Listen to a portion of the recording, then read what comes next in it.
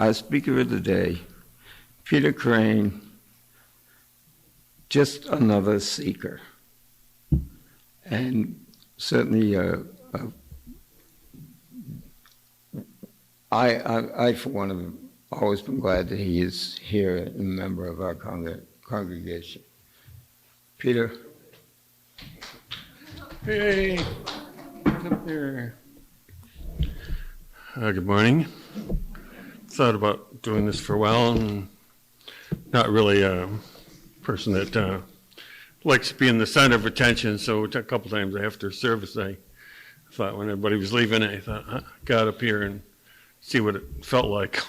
It didn't feel comfortable then either. So my talk is, okay. Oh yes, I'll try harder. So my talk is spiritually stuck, which is, I think a lot of us, for some reason I don't think I have to, that other people will understand what that means. Get stuck and where things don't work for us spiritually. So this is about my thoughts. It's also about my life history, how I got stuck and unstuck, and I found places that actually worked for me. So I would like to start this out. I'm not really big on believing in gods, but I do like the idea of our ancestors and honoring our ancestors. So I'd just like to take a few minutes of silence to honor our ancestors.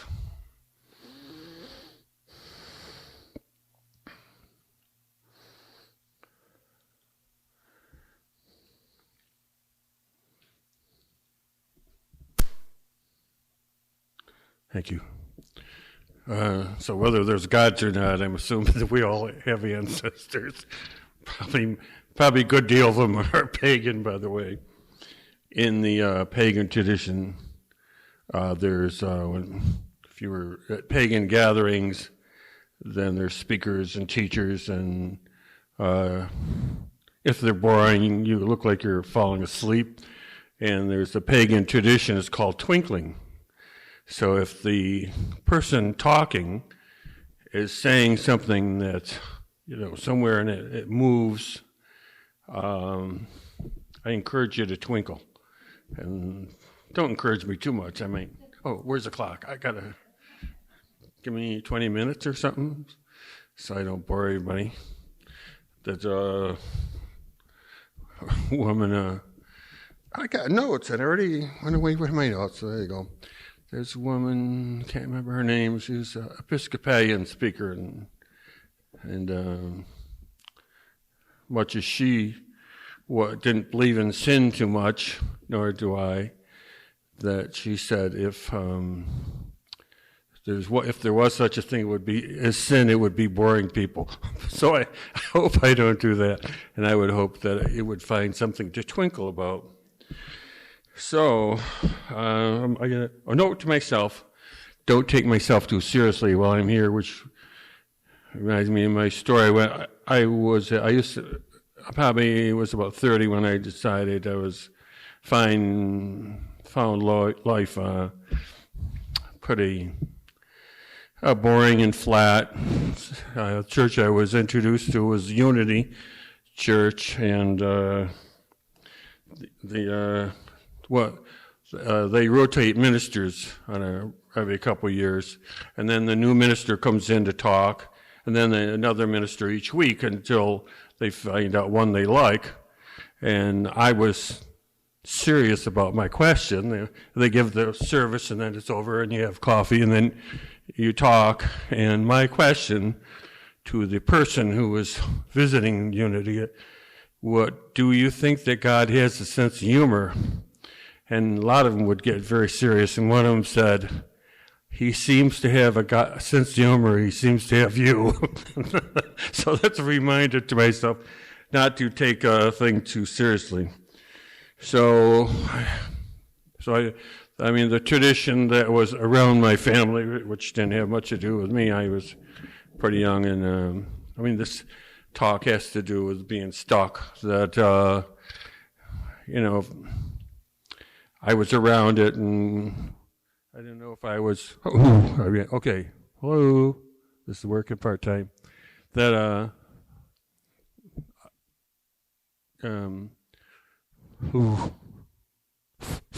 there, it's working, okay, that, I mean, I didn't connect to it. It was really kind of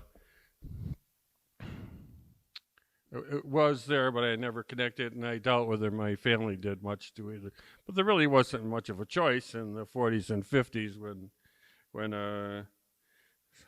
so I would call it, this is a form of being stuck around a system that don't work.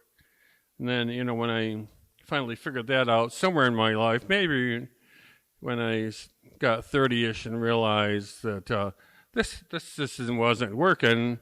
But then once I said that system don't work at all, I was stuck again because I didn't have any system that worked.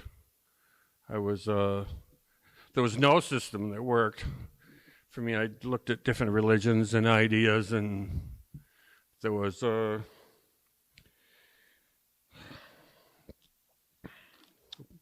I always ended up stuck. My feeling on people who always had a lot of things to say, and as I somehow became a searcher rather than a worshiper, that the idea of something that was worthwhile always seemed out of reach. Wherever it was somewhere else. People would say interesting things, and but it just didn't work. So either I figured out maybe there's something wrong with me, or I have some kind of shortcoming that I just don't. It's whatever it is, it's not coming through. So, I have all these. So somewhere along the line, and what this talk is about is where I'm going right off notes here. Is somehow it dawned on me, and I think coming to this church has helped me do this. I'm wondering, coming up to speak or volunteering, what am I doing this for? I don't like the attention. I'm more like the fox that would be on the perimeter of the woods. So, and I figured it out because I've heard that other kind of talk around here, whether the people have trouble finding something that actually.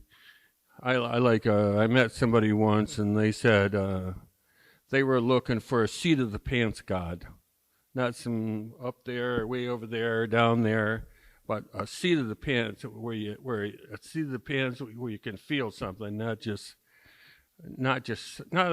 the God of the head, the God of the gut. So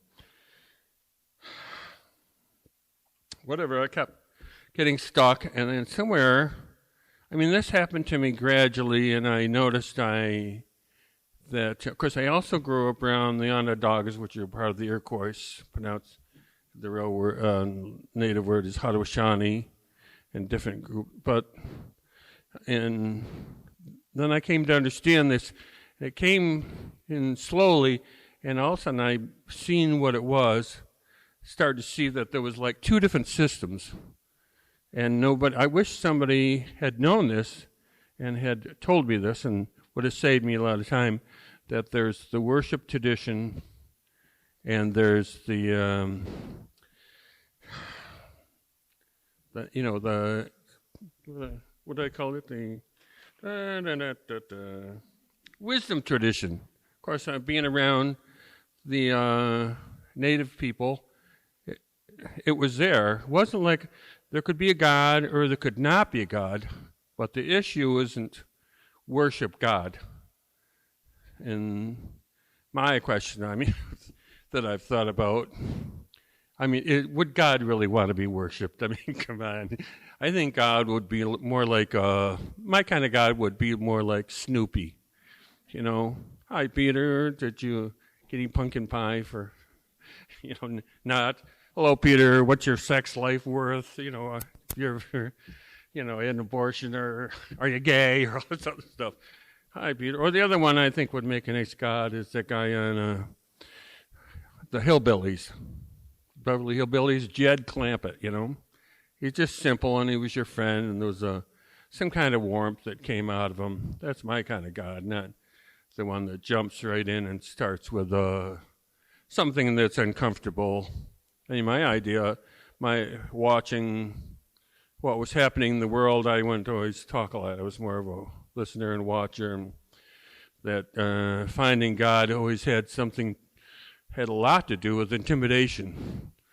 So obviously at a young age, I remember being in church, which was, I forgot what church that was, really my grandparents' church, and the minister said, "Make a joyous noise unto the Lord," and the guy sitting over here went, and I went, I may be little, but I know that's not right, you know. And about the same time in my life, you know, probably under 10, and it was trying to get me straightened up.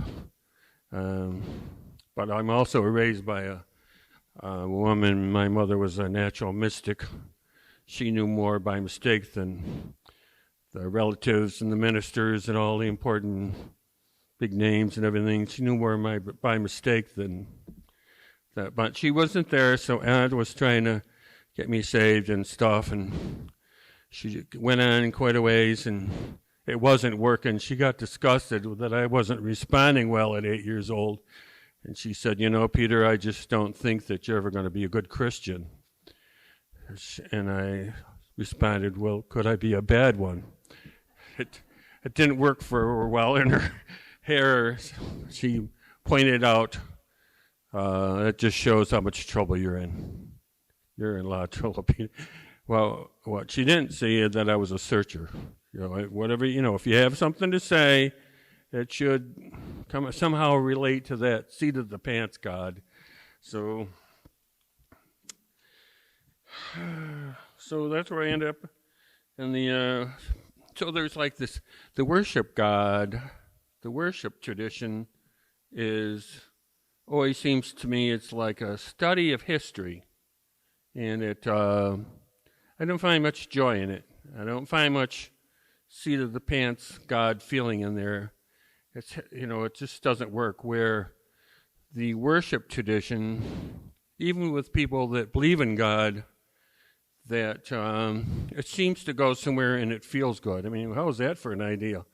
A worship to be able to go to have a spiritual tradition that actually feels good, not just has to do with intimidation and not feeling good. It just so I'm very grateful. A lot of times when I set my feet on the floor in the morning, I'm so grateful that my mother lost her marriage, and so we lived in the inner city in a housing project, and I wanted to live with, we had relatives that were the mayor of Syracuse, New York, and bigger names and all this other stuff, people with money and not raised on welfare in the projects, and so I wanted to be with one. How come I'm not with one of the other families that got fathers and houses and cars and all this other stuff? And now I'm so grateful that I was so lucky that I lucked out and got my simple mother, who wasn't much more of a spiritualist. And if you were with me and if she was here, and if we just dropped right into the house, you'd know right away you were just part of the program. So that it was just open and acceptance and warm. So then there's this path of I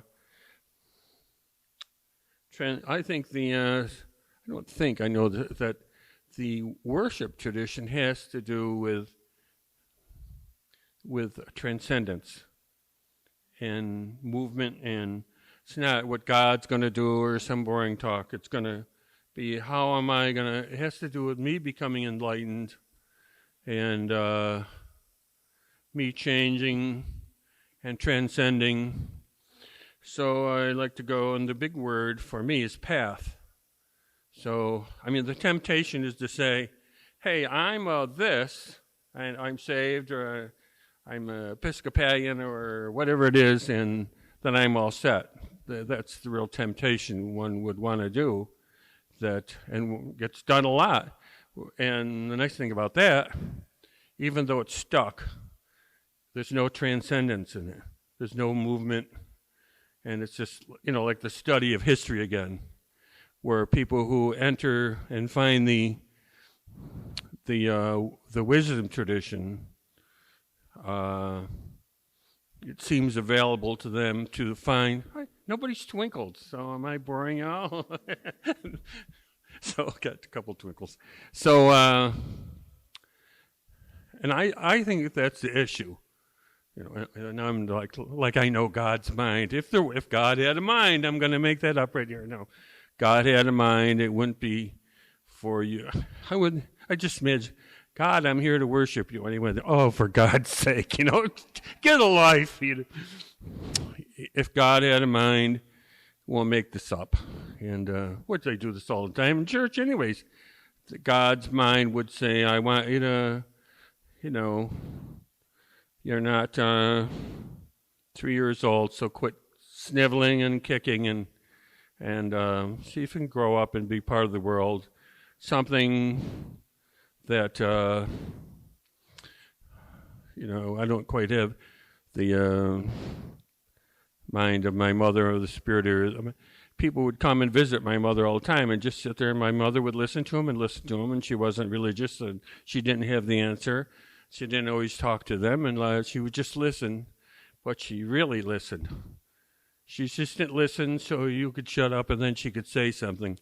She listened, and she really cared. So there was a woman in the neighborhood who really didn't do well with men, got taken advantage a lot, and the other women shunned her, and she would talk to my mother all the time, and my mother, she said, and one of them came over to Dorothy, we don't like that woman. Yes, I know that. She said, no, you don't get it, Dorothy. We really don't like her. And, yeah, I understand. And they went on the third time, well, Dorothy, we don't like her. My mother got the story. She said, oh, I see what you're trying to do. She said, somebody needs to like that woman, and I think it's me. So in there, and I think the transcendent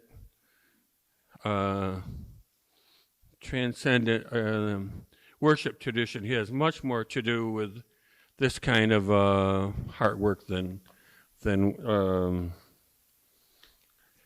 worship. Let's see, not the worship. Somebody help me. The wisdom tradition. So I think that God is. Hey, I'm going to actually read my notes. How's this?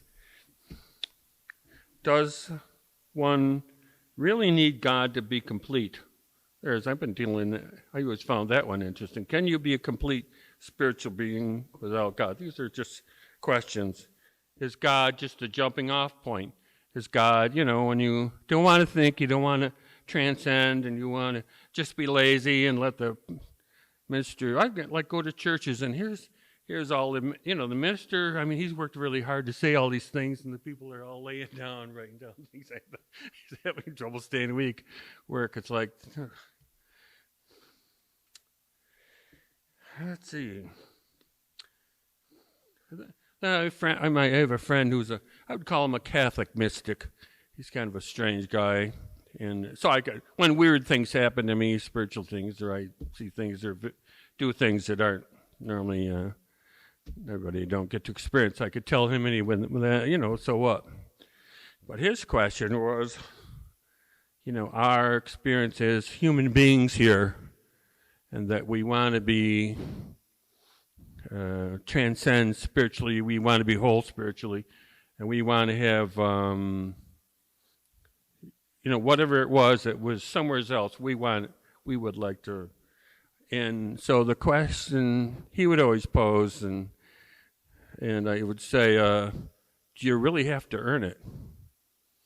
Do you really have to earn your own divinity?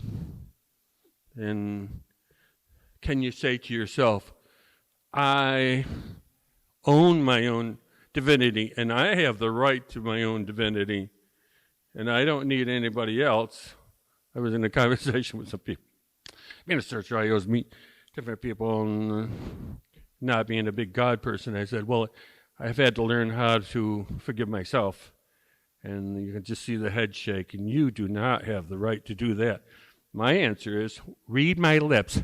I make a decision to forgive myself.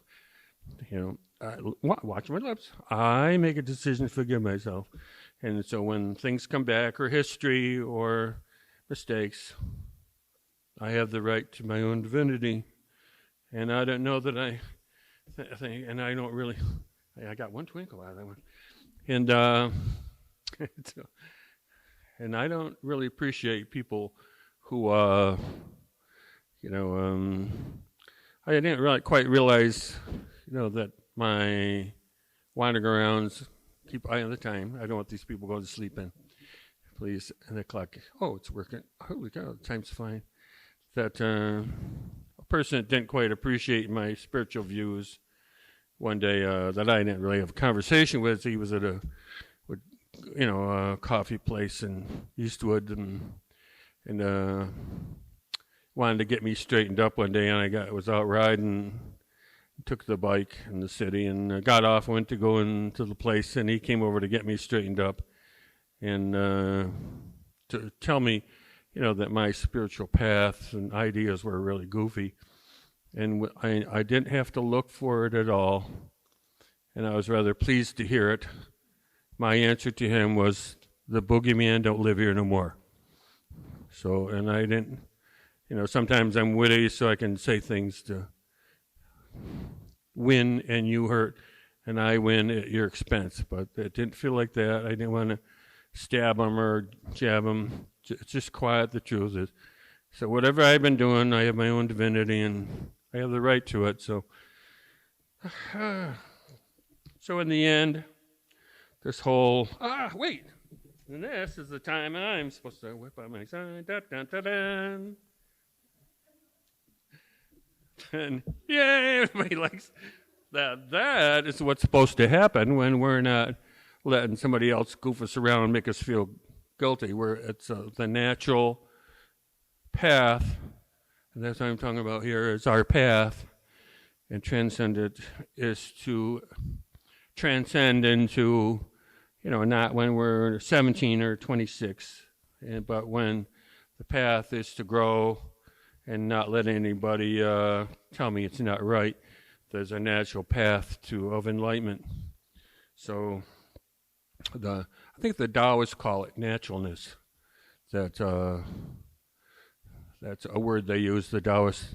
It's naturalness, that we're born this way, and as we transcend through earth, through our path here, that we end up different kind of spiritual beings. So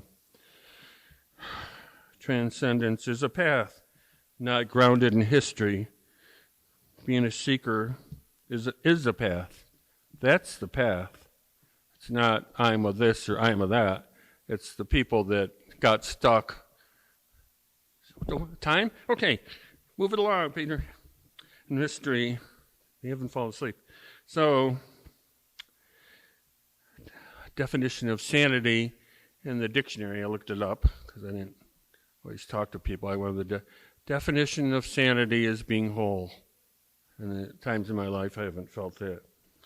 So, the big thing I wanted to talk about is moving from that I make sense to me, may not make sense to everybody.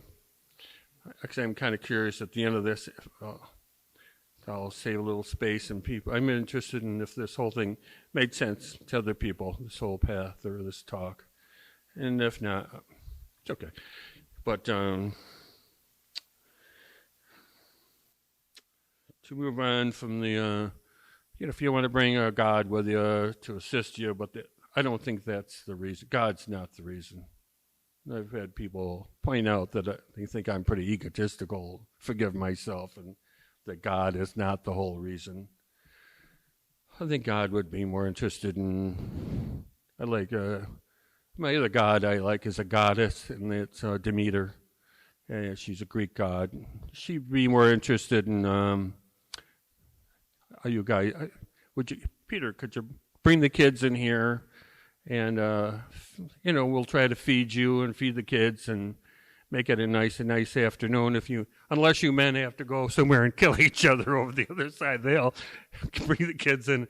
But I think that's what that's my kind of God or goddess. So she told me to move it along,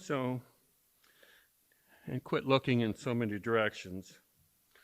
Somebody once said, I forgot what they call it. That's part of the Hindu tradition is quit looking in so many directions. Look around when you're done, and real salvation is when you're done looking around. When you're done looking around, trying out all the systems, I'm going to twinkle myself. Salvation is when you come home to yourself. I'm going to double my twinkle on that. Quit looking all over the dang place. So here, not get stuck. Try not to get too much security. And keep that in mind. The path is about transcendence and not saying, here I am and I'm not moving. Of course, that requires, I want to find solid ground, stand on it, and always feel secure. But people who are always changing don't always get solid ground. So transcendence, enlightenment, naturalness, and it's a couple I know that interesting couple, and he's always saying to her, dear, things are never going to be the same in the relationship. And she says, and they're not. And then 2 weeks later he says, dear, things are never going to be the same because they transcend together. So I like the story. Little Sarah was probably this big, and ever since she got a diaper, she got to go to Grandma's house in the country on this back road and visit with Grandma, who had a house that smelled like dill maybe, and garlic, and big garden in the front yard. And Grandmother would always ask, Sarah, just one of those kind of people, maybe like my mother, that you just met her, and you didn't have to try. You were just there, and you were accepted, and you should enjoy the warmth. I know I had a girlfriend for a long time, and when I quit seeing that girl, I went, when you quit dating me, you don't have any rights to my mother anymore. That's over. No.